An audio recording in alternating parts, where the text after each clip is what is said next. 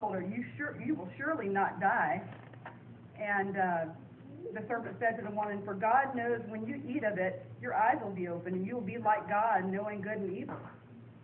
This temptation is what goes on in our mind today. This is the same sin that happened then, in the same format, the same anatomy of the sin is the same. We still get these questions in our mind that seem innocent enough. You know, what the serpent said, you surely will not die. You know, surely you won't have any consequences to the sin. You know, you take a couple of drinks.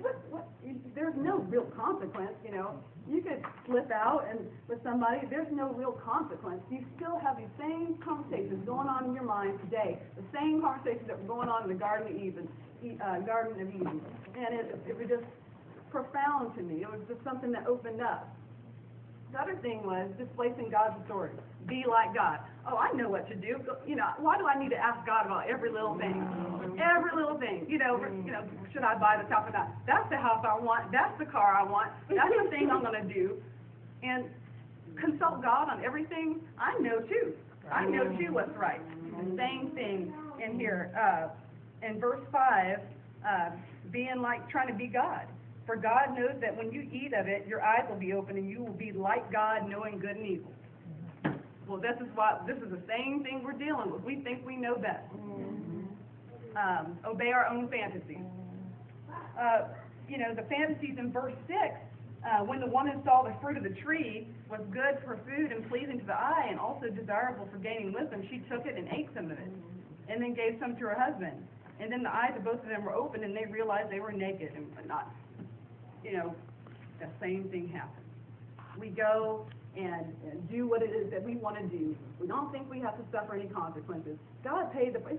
It's okay. It's not going to be that bad. A little white lie. You know, we all do these things constant on a regular basis, and we're always falling into sin. It's a fact. You know, we really are. We get, you know, Satan gets us to believe there's no consequences. Well, the consequences of sin is death. In 2:17, God said, you will surely die if you eat of this fruit. And I took Romans 6:23 because the wages of sin are death.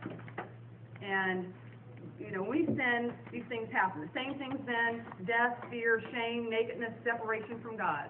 You know, we walk around with our head down. We feel ashamed. We're exposed to the world. Somebody knows something about us that we didn't want anybody else to know about. The same things that happened in that garden are the same things. This is the anatomy of sin, and we have got to recognize it. But we also have, you know, it's profound that they were naked, and God came in the garden looking for them, and they sewed some figs on.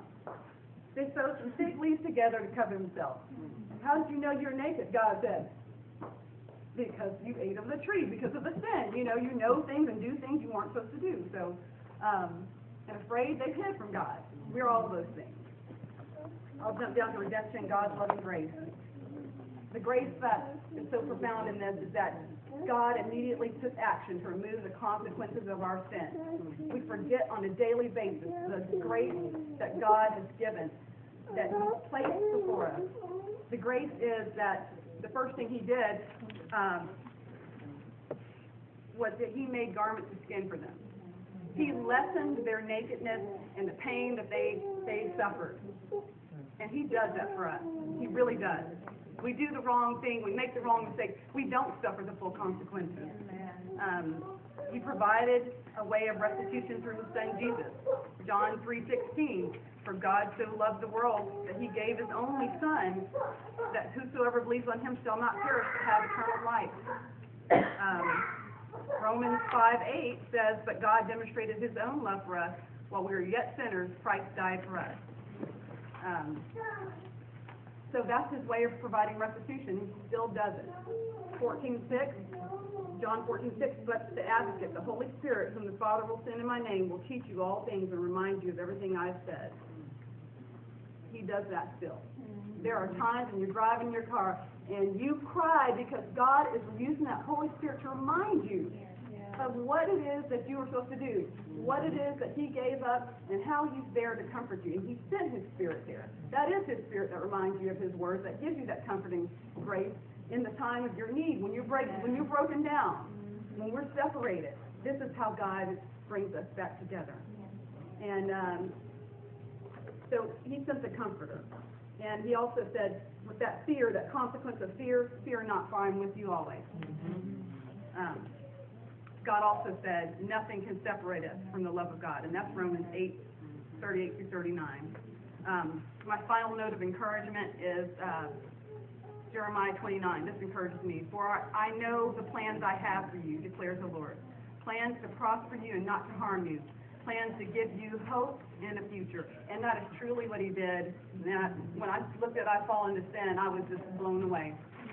I was afraid of the subject at first, but fear, again, he said, fear not. And he didn't do that.